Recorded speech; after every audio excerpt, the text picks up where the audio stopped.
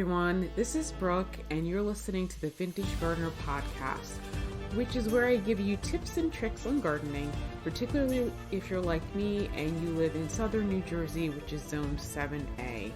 So today we are going to be doing some troubleshooting, and we're going to be discussing why I think a lot of my heirloom chrysanthemums died.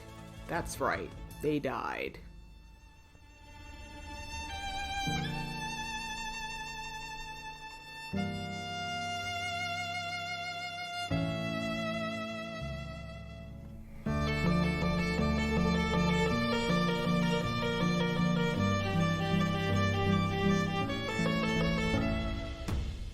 So today I got a couple of emails that just made my day. The first one was from Halden Garden, and the second one was from King's Mums because my chrysanthemum shipped. And so I'm very excited.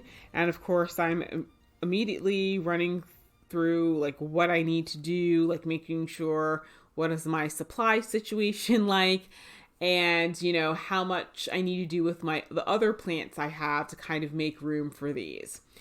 And so naturally my mind turned to how well the chrysanthemums did last year, and not just how well they did in terms of blooming, but also which ones of them actually survived the winter.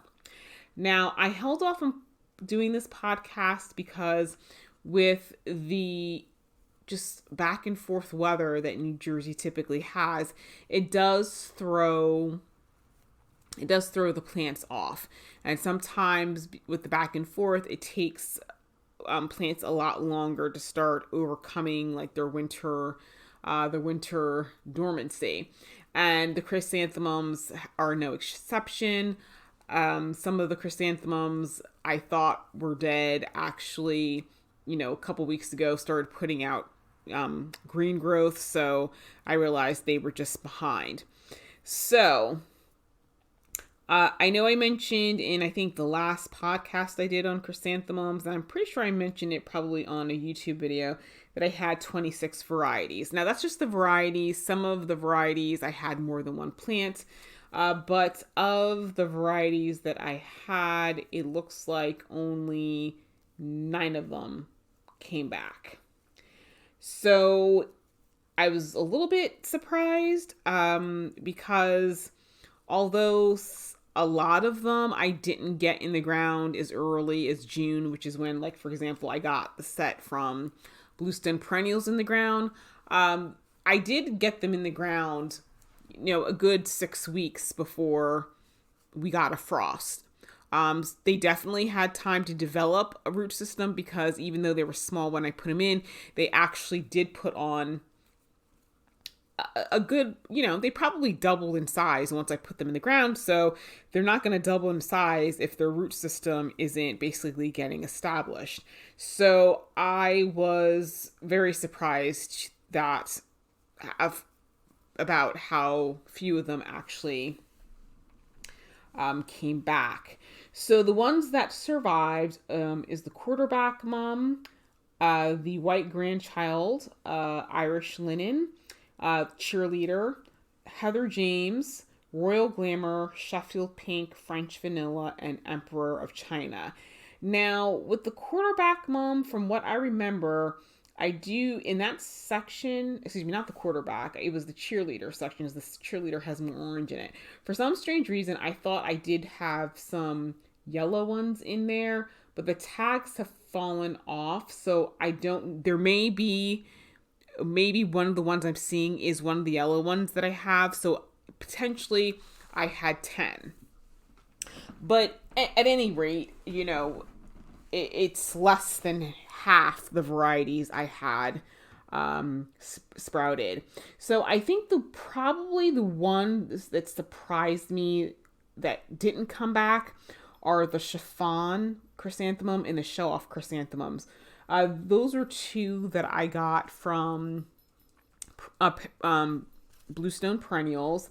Those were more, I'm trying to think if, I guess they would be maybe more like decorative, like kind of cushion garden type mums. So those tend to be pretty hardy. The other ones, like for example, Heather James, which is one of the, heirloom varieties, the exhibition type. Sometimes those plants have been bred to the point that it really does breed the hardiness out of them. So, but that one came back, and actually, Emperor of China. Now with Emperor of China, I had two of them. One came back and the other one didn't, which I'm still trying to figure that one out. But those were the only two fancy exhibition type that came back. So it's kind of hard for me to know what exactly, went wrong, because they, with the chrysanthemums, they were different varieties. And so, like for example, with the chiffon and show off, they were the same, I guess, class, you would say, as the French vanilla and the Royal Glamour. But both Royal Glamour and French vanilla, came back. And they were planted, pretty much all at the same time. So, they should have had, equally developed root systems. So I was surprised by that. Now with the quarterback and cheerleader, those were similar. They were planted in similar areas, like not too far from one another, and they both came back. So it's just, I think the section of the garden that did the best was the white section, because in the white section I had the white grandchild, Irish linen, and French vanilla. French vanilla came back. With the white grandchild and Irish linen, I had them planted alternated, and of course the tags have blown off, but I think I planted 6 total, and I think 5 came back. But once again, that section did the best.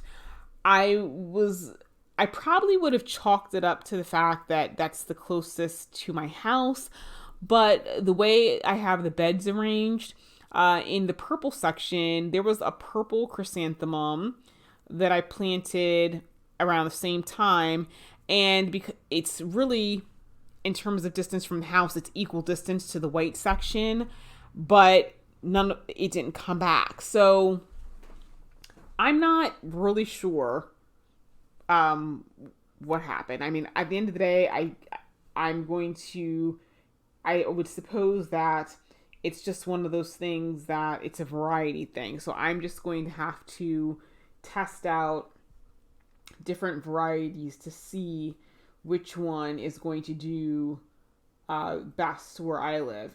Now, Sheffield pink, I have seen that in gardens near me, particularly Hortulus Farm, which is where I saw it in the first place. And the Hortulus Farm is a little bit colder than I am, but I have heard from people that was very vigorous and that kind of could kind of take over in our area. So I was not surprised that one came back. And pretty much that was, I think, the only one that like met my expectations in terms of surviving the winter. So what am I going to do this coming year? Well, number one, I'm going to definitely make sure I get all the plants in, by June. The other thing that I'm going to do is in the fall, I'm going to experiment. I'm going to, since I ordered like 2 of each plant, I'm going to dig up one and put it like in probably like a fabric bag or something. I basically, store it on the 3rd floor of my house, because the 3rd floor of my house is unheated, but so basically it's warm enough not to freeze, but cool enough that the plants will be dormant. And, I'll water them every, once a month just to make sure that they don't, dry out too much.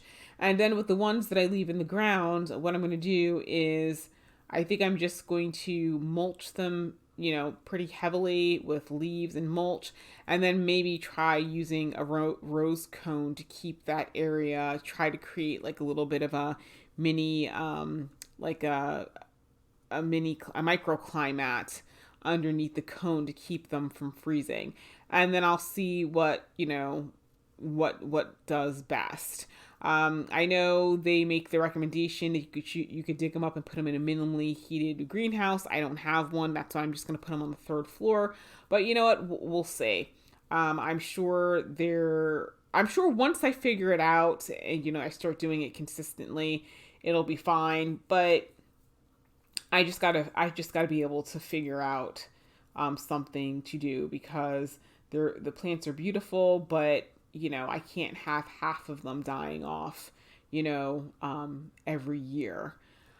So the other thing that I thought was really interesting is that in 2020 I planted little chrysanthemums I got from I think it was like Walmart, and they, so the ones that I had planted came back, which is why I decided to try to go for a full hedge.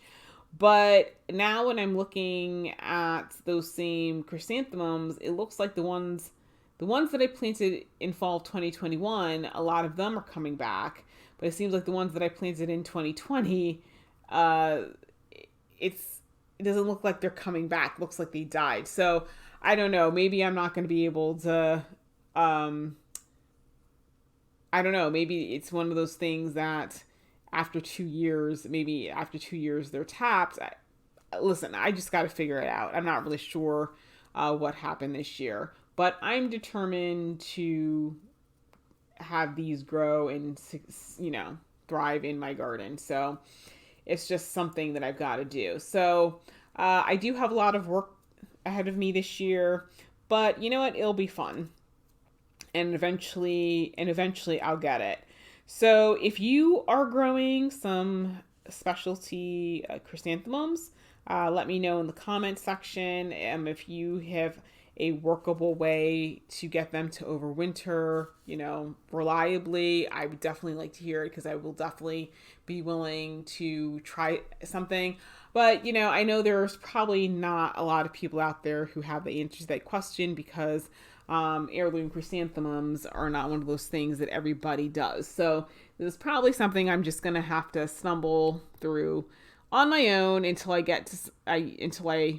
basically school myself into a mastery, so to speak. But I'm making all the mistakes so that you don't have to. So anyway, guys, that's it for this episode.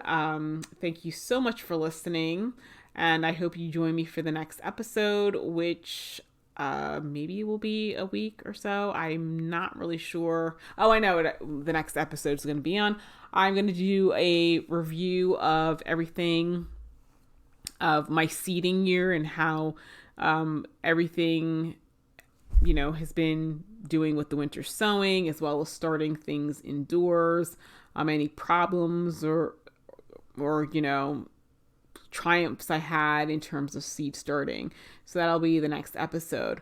But definitely check my YouTube channel. I will be posting a video. I'm going to be doing my tour of the Longwood Conservatory to show you guys the Himalayan blue poppies this Good Friday. My intent is to go back to Longwood because the tulips will be blooming, and they planted 12,000 of them. So I will definitely be getting that video footage. And I did find out that there is another garden that's part of the America's Garden Capital that I passed on the way to Longwood. So I may stop in there just to see how that one's going. And I think that one is just free to the public. It's the, I think it's like the Brandywine Museum or something another like that. So I'll give you guys more details on that. So hopefully I'll pick up another stamp on my passport.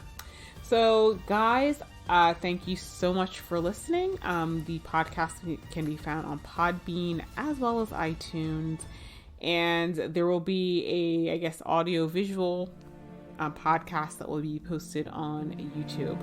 So thanks for joining me, and I will talk to you guys later.